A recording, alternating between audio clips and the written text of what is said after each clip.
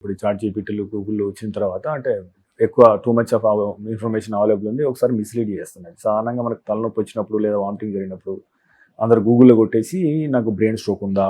అనూరిజమా? అని చెప్పి భయపడుతూ ఉంటారు యాక్చువల్‌గా. సో, తలనొప్పి ఎప్పుడు బ్రెయిన్ ట్యూమర్‌గా మనము భావించాలి? యాక్చువల్‌గా నార్మల్ తలనొప్పికి, బ్రెయిన్ ట్యూమర్ తలనొప్పికి తేడా ఎట్లా ఉంటది? తలనొప్పి అనేది మెదడుకి ఏ ప్రాబ్లం వచ్చినా తలనొప్పిలాగా రావచ్చు. కానీ brain per say is not a pain sensitive structure.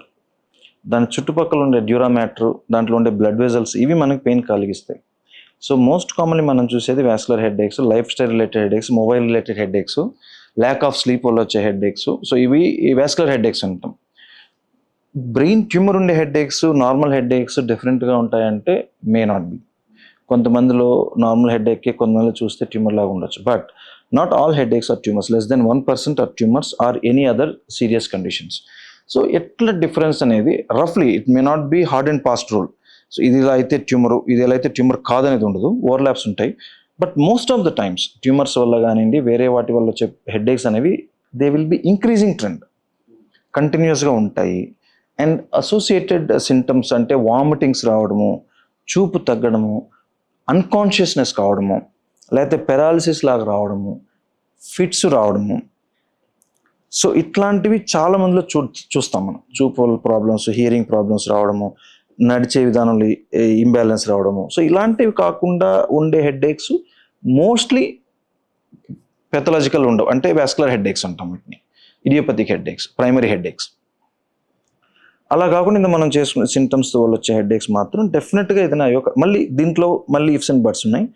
కొంతమందికి దెర్ ఈస్ సంథింగ్ కాల్డ్ మైగ్రేన్స్లో కూడా మనకి ఇట్లా వీక్నెస్ రావడం, హెడేక్ అప్పుడు అట్లా జరగవచ్చు. వీక్నెస్ రావడము, కొంతమందికి మాట ముద్దగా అనిపించడము, మైగ్రేన్స్లో ఉండే వాళ్ళకి కూడా అనిపించవచ్చు.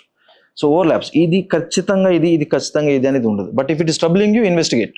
ఓకే. అంటే టైమింగ్‌లో ఏమైనా తేడా ఉంటదా సార్? ఉదయం వచ్చే తలనొప్పిది అట్లా ఇట్లా ఏమన్నా? మోస్ట్ ఆఫ్ ఎట్లా చేస్తామంటే అవేకనింగ్ ఫ్రమ్ స్లీప్, ఈ తలనొప్పి వల్ల చాలా తీవ్రంగా వచ్చి నిద్ర నుంచి మేలుకోవాల్సి వస్తుంది అన్నప్పుడు ఏదైనా ఉందేమో లోపల, ఐసీపీ, ఇంట్రాక్రేనియల్ ప్రెషర్ అంటాం, మెదడులో ప్రెషర్ పెరిగితే ఇట్లా వచ్చే అవకాశాలు ఉంటాయి. But it's again subjective. కొంతమందికి అది అట్లా అనిపించకపోవచ్చు.